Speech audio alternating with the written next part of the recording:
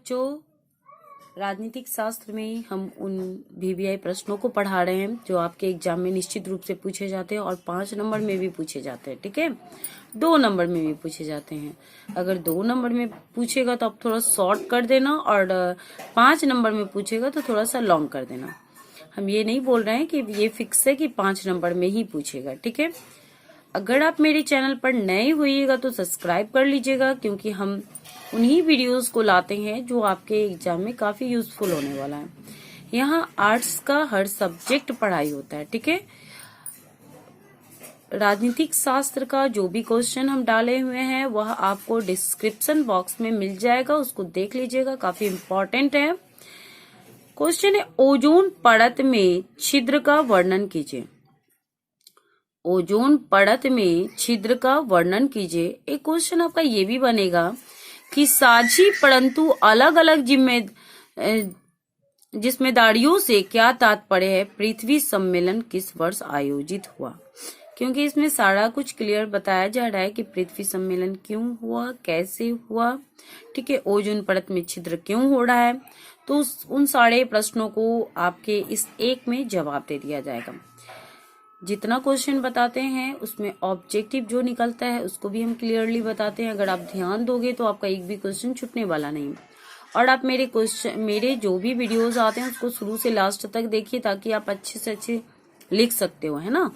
चलो, क्वेश्चन है कि ओजोन परत में छिद्र का वर्णन कीजिए। राज्यों के औद्योगिक विकास के कारण पर्यावरण प्रदूषण को बढ़ावा मिला है ना।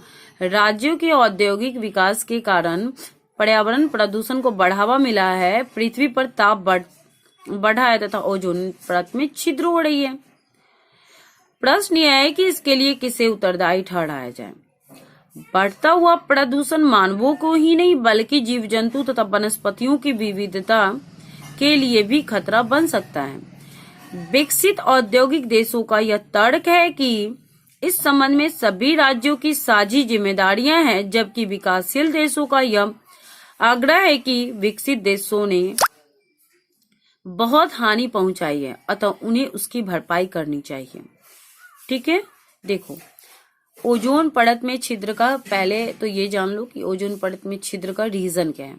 तो ओजोन परत में जो छिद्र का कारण है, औद्योगिक क्रांति। पता है कि औद्योगिक क्रांति हुआ, तो औद्योगिक क्रांति के फलस्वरूप क्या हुआ कि बहुत बड़े बड़े उद्योग धंधों का विकास हुआ। जब उद्योग धंधे का विकास होगा तो क्या होगा, उसका जो धुआं होगा वो वायुमंडल में घुलेगा, मिलेगा, कचरा जो होगा वो पानी में बहेगा, है ना। तो इसके कारण क्या होगा कि प्रदूषण बढ़ते जा रहा है ना। प्रदूषण बढ़ने के कारण क्या हो रहा है कि तापमान जो है वो भी बढ़ रहा है, और तापमान बढ़ने के कारण क्या हो रहा है, परत जो है ओजोन परत में छिद्र हो रहा है। ठीक, क्लियर हो गया कि ओजोन परत में छिद्र क्यों हुआ। अब क्या क्वेश्चन उठता है कि इसके लिए जो है ना बहुत सारे देश जो है, राज्य जो है, इसमें अभी भी लड़ाइयां चल रही है। विकसित और विकासशील होता है, विकसित जो विकसित है और विकासशील जो विकासशील हो रहा है ना। तो विकासशील देशों का ऐसा कहना है कि आप ही की वजह से हम लोगों को हानि पहुंची है और इसकी भरपाई आप लोगों को करनी चाहिए। बट जो विकसित देश हैं वो ऐसा नहीं कर रहे हैं। ठीक है,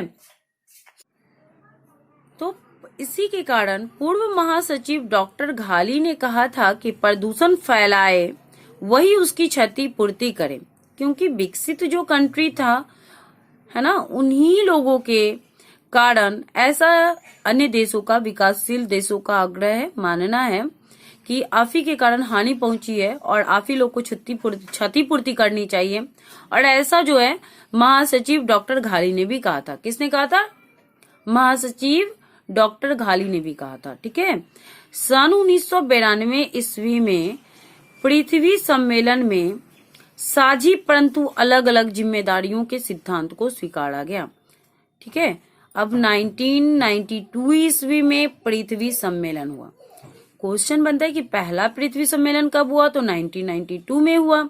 और इसी में सभी को बताया गया कि आप लोगों का क्या उत्तरदायित्व है। ठीक है, आपका क्या सिद्धांत है, आपको क्या करना चाहिए।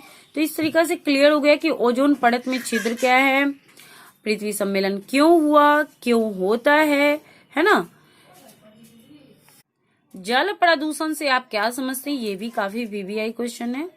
आप मेरे हर वीडियो को देखिएगा, क्योंकि हम सारा का सारा वीवीआई क्वेश्चन लाने वाले हैं, ऑब्जेक्टिव, सब्जेक्टिव।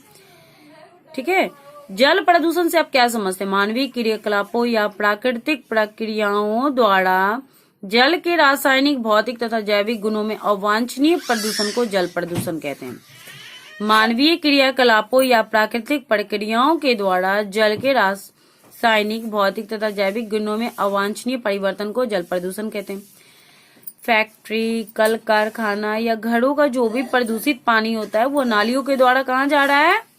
नदियों में ही जा रहा है ना, जिसके कारण क्या हो रहा है कि रासायनिक परिवर्तन हो रहा है, जल में भौतिक परिवर्तन हो रहा है, जैविक गुणों में अवांछनीय प्रदूषण हो रहा है, ठीक, जिसको क्या कहा जाता है? जल प्रदूषण कहा जाता है। जल प्रदूषण के कारण मानव जीवन को अनेक संकटों का सामना करना पड़ता है तथा प्रदूषित जल के सेवन से लाखों लोग काल के गाल में जा रहे हैं।